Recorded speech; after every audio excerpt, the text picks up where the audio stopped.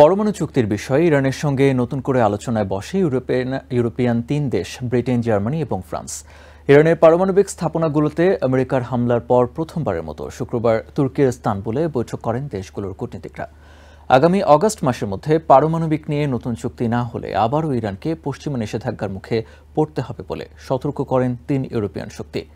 ইরানের রাষ্ট্রীয় গণমাধ্যমে প্রচারিত ভিডিও বার্তায় দেশটির পররাষ্ট্রমন্ত্রী আব্বাস আরাকচি বলেন, ইরান শান্তিপূর্ণভাবে ইউরেনিয়াম সমৃদ্ধকরণ অব্যাহত রাখবে।